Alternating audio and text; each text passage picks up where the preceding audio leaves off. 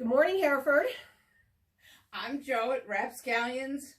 I'm Deborah, and we are talking to Parkton, Jarrettsville, Jacksonville, Butler, Hunt Valley, Phoenix, Hunt Valley, all our neighbors and friends. And today is a big day in our neighborhood as the governor has decided to close down non-essential businesses. However, important, big news. This is not a lockdown. You are not required to stay in your home, and you are not under house arrest or anything like that. It is just because people in Ocean City couldn't behave themselves and are creating a problem for everybody else. So we are in only essential businesses, but thank you, Governor. The liquor stores are an essential business. I love you so much. Okay, so anyway, it's a big news today. So those of you that are nice enough to follow us, all four of you, we are probably posting twice today, so that we're going to be same day posting. We've been sort of doing it where what we did yesterday, we post today, but too many things are happening. There's a lot of good news, and we need to get it out there. So let's do it. It's like we have a news show here. I love it. Okay. Joe, we've got people actually writing in, asking questions of you. So we're going to get to that in a minute. But first, let's get down to what is open and what people can do. So restaurants, 7-Eleven, you can get food, prices in Sparks. And a lot of the restaurants are open. It's carry out. You call in your order, you pull up to the curb, they bring it out. So you're not going into the restaurant, but they've got their food available for you. And actually, this is a pretty long list, so you just write them down, and then you can look them up individually on Google and call them and get all their information. Most of them are really, really good at getting the info out there. Rosetta Beef is open with lots and lots of stock. Weinrich Cattle Company on Mount Carmel Road. The Deli at Growls. You can cook from Growls as well. Woodfire Kitchen, which is a favorite. And your favorite dish there is tuna salad. It's great. She loves the tuna salad. Okay, Michael's Pizza and their Hungry Hawaiian, and their cheeseburger pizza is supposedly now the trending #1. The Peppered Pig over in Butler is doing for pickups. Family Farms out here on Mount Carmel Road. The Filling Station, which is great news for us coffee people. The filling station is open. They have on their website, and if you look on the Hereford Community Zone, they've put a little sign up that someone took a photograph of it. That was very smart. It gives you their phone number, and you simply call them and tell them what your favorites are, and it'll be ready when you pull up.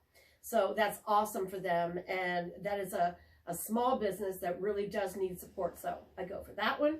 Dough Run, also, they have a takeout window in the back, and all you do is pull into the garage there, and they've got really good coffee and scones and muffins and gruffins and all the things they do, and hopefully they're still doing sandwiches. They make a great egg salad sandwich, a great turkey sandwich. Yep, we eat there a lot. Texas Roadhouse down in Hunt Valley is you can pick up, and that is real comfort food. Filler Up, Wegmans, they have their area there that you can go, do a dinner. Giant, Target, and Walmart all have food. Now, they may not have exactly what you want. They may not have the ingredients for the perfect New York Times chocolate chip cookies, but they have something. There's something there. You will be able to find something that'll be a fun experience with your kids or a good dinner for you. There is something in all of these places, okay? So that's restaurants and food, and then of course we've got prices for alcohol, Hunt Valley Liquors, and our ever favorite Troyers. Thank you, Troyers, for the Kahlua mudslides today to get us through our program. They're delicious. Oh, with the top on. Awesome. Okay. Highly recommend. Okay, now for non-essential businesses, sadly that's us. We were closed anyway. The antique stores, the sadly Backwater Angler, hair salons, nail salons, businesses like that must close. You can be in your store and you can work, and if you're a business person, you can work on your taxes and you can work on all those government forms they make us fill out that we never ever get to. There are lots of things we can do with our time. It's just we can't make any money. So, and we can't talk to customers, and we really are a non-essential business. So when we all open back up again, please remember us, and we'll be here for you. We'll all be here. We've got great landlords and great customers and great neighbors. We'll all be here. It's just a matter of getting us through it. So if you have any questions for anyone in particular, if you can't reach them, you can call us and we'll see if we can get them for you. And our phone number is 443-912-7334. And as I said before in earlier broadcasts, write it down. It's an extra number of a friend in case something happens. Somebody falls and you can't get them up. If you want me to check on somebody for you, I'm happy to do it. Yeah. And if you needed something delivered to your home, yeah, I'd be happy to deliver food or something that was important. Yeah. So we're here for you. So just just an extra number, keep it, whatever. Okay, Joe, you've got questions. People have been actually writing in questions for you. None for me. All for you. Okay, so the first question is about pruning limelight hydrangeas. So there are two types of hydrangeas. One type that blooms on old wood and one type that blooms on new wood. So the ones that are considered ever blooming means that they bloom on the current year's growth. So this spring when a new stalk comes up, it will have flowers on it. On a limelight hydrangea, which blooms on old wood, if you were to prune it all the way to the ground, you would not see any blooms this year, or maybe at the very end of the season, because the stem has to be older in order to produce a flower. So my recommendation is to go outside now, before the leaves come in, and prune out 1/3 of the stalks, the tallest stalks. And if you do that every year, you'll maintain a plant that'll be a good height and a very healthy plant. It'll have good air circulation going through it, and you can prune those stalks all the way to the bottom. So you would take out 1/3 or anything that appeared to be dead every spring around now. So then those 2/3 of the stalks that are remaining are old wood, and they will all flower.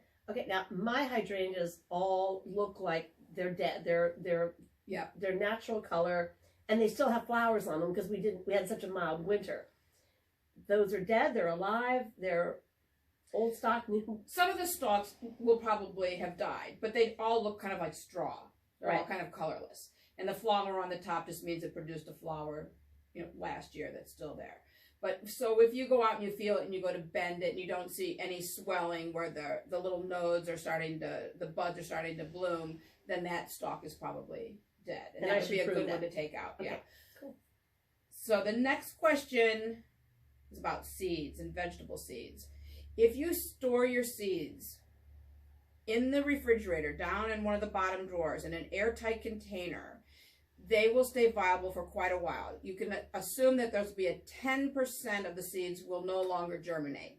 So if you had a packet of seeds and 100% germinated the first year, the next year 90% would germinate, the next year 80% would germinate, and so on. So you do want to have fresh seeds, but to help ensure that germination stays as high as possible, store them in an airtight, like a baggie, in the refrigerator where they're nice and cool and there aren't changes in temperature. Well, what if you didn't do that? What if you have a bunch of seed packets like I do sitting in a gardener's bag that you haven't looked at since Mother's Day? Are those seeds viable, and can I test them? Okay, so there's probably a few that are viable. The easiest way to test them, even though it's a pain in the neck, would be to put them between 2 sheets of paper towels in between and water them and see if you see them start to grow. If you start to see a little piece of green come out, in anywhere from 3 to 10 days. But then you would have to plant them right away. No, they don't need any sun because you're imitating dirt. So you're giving them a moist, dark environment where the temperature is warm enough for them to germinate. But once they germinate, you're committed to planting them right then and there. So maybe if you have 20 seeds, maybe you only test 5 and you see what the germination ratio is, if it's worth planting them or not planting them. Awesome. I always wanted to imitate dirt. No lifelong. Okay. Then the other question was about morning glory seeds. I think the person was trying to germinate them early and she's put them outside. So they probably haven't died because they probably haven't frozen. And I don't know how far along they are. But this would be something that you would have to use some common sense. So a seed that is out there in the cold and is wet is likely to rot. If it's really cold, a morning glory seed would probably die because it isn't hardy enough to survive. But I would put them outside during the day, and then I would bring them in, like to a mud room, at least to the garage, someplace where it's 45 degrees or more in the evening, and then take them back outside. But I would not, until Mother's Day, I would not leave anything that's borderline hardy outside. Maryland, last year or the year before, we had a frost May 15th or 16th.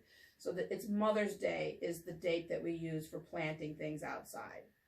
So let's just say tomato plants. You can germinate them. They can be healthy. They can look beautiful inside. When you put them outside, they sit in the ground and they look green, but they're really suffering because those roots cannot grow if the ground isn't at least 55 degrees. So they will never produce the fruit that they would produce if you waited until the ground was higher than 55 degrees where they could just set off growing the minute you put them outside. And you use a regular thermometer, you just stick it down in there? Yeah, you can just use a regular thermometer. Because I wouldn't know when the ground was 55 degrees. Well, for the ground to be 55, it has to be 55 all night long because the ground's going to cool off every night. So that's why it has to be spring, where it's 75 during the day and then maybe it goes down to 50. But the ground has gotten really warm during the day and only cools off so much. Awesome. Okay.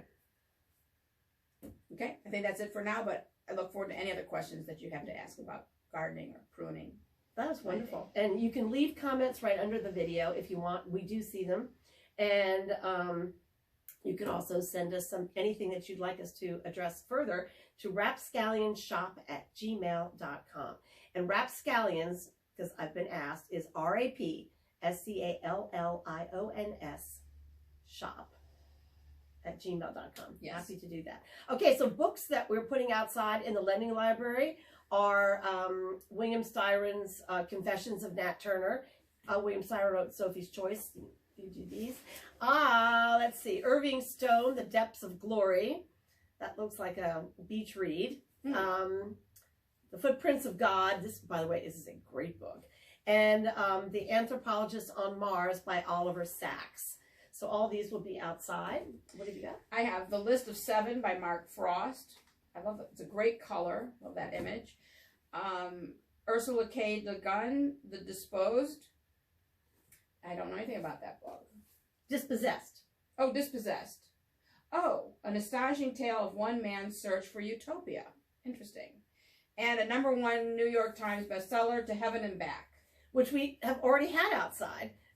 But now we've got two, so this is great. Oh. And this is a story about somebody who passes away. Actually, I think it's a story of several people who pass away and come back, and it's their story of the other side, which is, all those things are always fascinating to read. And then we have sort of a little, beat up copy, but still good book, The Living Reed, a novel of Korea by Pearl S. Buck. And Pearl S. Buck is sort of a neighbor from here. I mean, she was born in Hillsborough, West Virginia, and, lived in China, as we all know. And she won the Nobel Prize for literature. So it's always nice to have somebody that, from the neighborhood who made well. That's good. Okay. So one thing that we were going to talk about a little bit today are prescriptions and medical stuff that isn't absolutely chronic. We are doing very, very well locally with the coronavirus. 35 cases in all of Baltimore County, 5 cases in Hereford. That's a very small number compared to what friends and family are dealing with in New York City right now. It's very, very important that everybody listen. Stay at home. Stay at home. Find something to do and just don't go out, because the whole clock starts over again the moment somebody goes out and does what they shouldn't. Now, if you do need your prescriptions filled, people who have high blood pressure, people who have asthma like me, people that take, you know, all sorts of things, antidepressants, anything else. Your prescriptions will run out.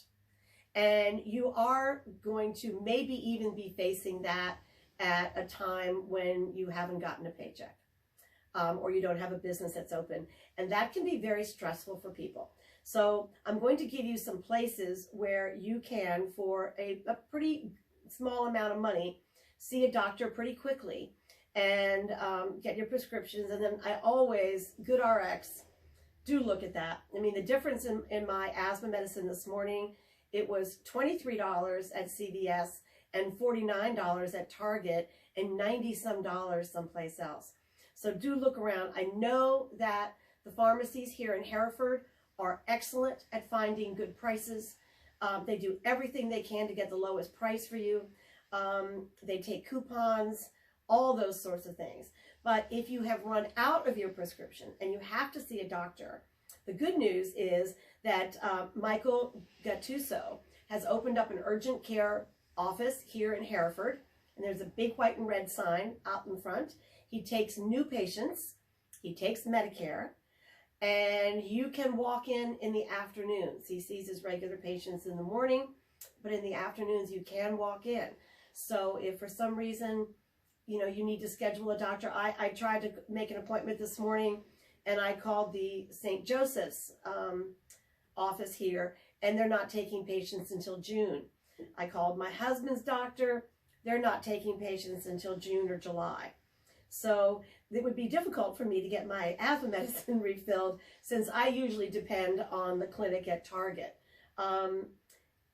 So, and they're just so backed up. It's very, very difficult. So I'm on my way in to see Dr. Mike, and he has 5-star reviews, and I think that's good. You can also go to Choice One Urgent Care. You can go to Express Care, Timonium Urgent Care, and then of course the clinic at Target. All of those are nice, easy places that you can go if you need to get a prescription filled, and everybody do that. And, you know, keep your medicines, keep your high blood pressure in check, do all those little things that you can do. And if you need help with medications, reach out to your doctor. Medicaid is set up for this at a time like this. So you are going to want to make use of those things, and they're the best ones to walk you through how to do it. If you're very, very scared or worried, there is a website, bkreader.com, that'll tell you how to take Kleenex and paper towels, and you can make surgical masks from those. They're obviously not the ones they use in the hospital, but they're good for what they're intended to do. So if you want to make some at-home masks for yourself, for answering the door or picking up food or anything like that, if you're in one of the high risk, you can go to bkreader, reader.com, and it'll teach you how to put one together. Okay, and let's see. One thing that I saw on Facebook yesterday was gas pumps. And then if you're using a gas pump, you should either wipe that off, wipe your hands off, or maybe even wear a rubber glove that you can dispose of, because so many people use a gas pump. Yesterday in Hereford, I went to get gas. My husband got out, put the card in, did the gas, and the man came right outside and wiped off the entire gas pump. So good on them down there. Yes. Okay. And so we only have 2 more segments left here. One is the good news, and we don't want to leave out the good news because the good news is just too good. But we're also going to talk a little bit about talking to your kids. Remember when, because the kids are home, and you know, things on the news that they don't sound so good, but really it's not bad. And sometimes it's not what you say to your kids, it's how you say it. They read the look on your face more than they read anything else. The rules that they're asked to live by now are the rules that they're going to live with their whole lives. That's just where our world is now. And this isn't any different than if somebody in the class came down with a bad case of the flu, or they had a bad cold, or whatever. It's wash your hands. Don't touch your face. You know, look out for a fever. Stay isolated when there's something wrong. All that stuff is good news stuff. And if we put it in that way, it's good news stuff for them. And and I mean, it's kind of remind me, when kids got lice at school, and your kid comes home with a note, and everybody's like, oh my God, I hope it wasn't my kid that did this. And then everybody has to stay away from school. Everybody has to wash their hair. Everybody has to do all this stuff, and everybody has to do it. Because if one kid doesn't do it, then they all get lice again. Yeah. So really, it's not any different than what we live through on a normal basis. We just have to look at it as, this is our life, and this is what we're going to do. And I think if we do that, then I think that they won't get scared. Also, get a list of your kids' school friends from school and let them connect, let them talk. If your kids are very young, I just touched my face. Anyway, if your kids are very young, then, they can easily make a phone call or a group phone call on your cell phone. You just put a bunch of kids in. And then keep the regular hours they would at school. Just sort of say, if you were at school this morning, what would you do? Wake them up at the time that school would normally start. If they do an hour of math, do an hour of math. If they do history or whatever, make it fun, educational. But our kids right now are the ones that are going to feel the sort of being at home probably the worst. And now, Joe, it's time for good news. Good. Okay. You got any you want to share? I know you have a good joke. No. You sure? I'm sure. Because you told me two today. All right, I'm fine. She's not going to tell him. That's fine. Okay. The one thing I noticed, which I think is really, really good, because I worry about people that work paycheck to paycheck, and that sometimes work on a daily wage. People that work in garden centers and stuff like that. There are jobs. I was so pleased to see this. When I was at Growls yesterday, the community bulletin board is full of part-time jobs. Really? That people can get. So if you're, healthy and not wealthy, that's a good place for you to go. I also saw a number of jobs posted on the Hereford Community group, which, by the way, is just awesome Facebook page. Hereford Zone Community Group. I saw several jobs there. So that's great.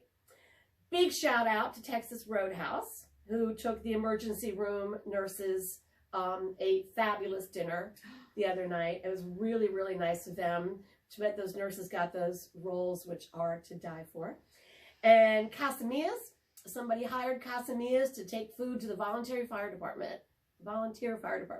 So good on that person, good on Casamillas. And that's just exactly the kind of thing that our neighborhood does, which I just think is awesome. Bed and Biscuit is one of the best dog grooming and pet sanctuaries, I guess you call it, where you put your pet when you go away. They're giving free pet sitting for any first responders. So nurses and doctors that are working long shifts, and they are, you can board your pet for free so that your pet is not at home by itself, taking some stress off of them. Good for Bed and Biscuit. I mean, they're awesome anyway. Let's just go through one or two things that you can do while you're at home. What are you doing? What did you do this morning? I'm doing a lot of cleaning, a lot of getting rid of clothes that don't fit anymore. You cleaned out your closet. Yes, I did. And baking, trying all sorts of new recipes. Now, there has been a lot of reports of there not being any flour, so yes, baking may not be the easiest. However, it's a great time, especially with kids home, to organize family albums. Yes. That's one. That would be very good. Count the money in your piggy banks. Might need that. Go through your jewelry box. Fix anything, like, if you're like me, you've got all those earrings where the backs came off. Good time to get out the crazy glue and fix that stuff. Clean up your silver jewelry, look around, whatever. Reset the passwords on all your stuff for no reason other than I can never remember my passwords. And my family looks at me like I'm crazy. Mother, you don't even know your password. Yeah, because I have 20 of them. And then, of course, you log into that one and it goes, oh, no, you've used that before. And then you have to start the whole process over again. So I just spent, like 2 hours one day logging into everything and changing it to one single password that I had never used before. Very good. So that I stopped feeling old. Impressed. And then our last thing are to organize your family treasures. which bring us back to our free appraisals. So during this time, Joe and I are doing free appraisals for the community. And so we'd like you to write in or send us something and let us know what it is that you'd like to have appraised, and without names or anything else. Once again, to rapscallions@gmail.com. And our phone number, Joe, if they want to text us? 443-912-7334. Awesome. If you send us some photographs of something, we'll tell you what it is, and you can just take that and write it on below, so that your family heirlooms are well cataloged and all that kind of stuff. It's just, I mean, Joe and I don't know what else to do except offer that up. And if you stay tuned, right after this, there will be our second show of the day, which will be a little bit of appraisal of some items that someone has brought in. Thanks. Thank you. And Hereford, stay healthy.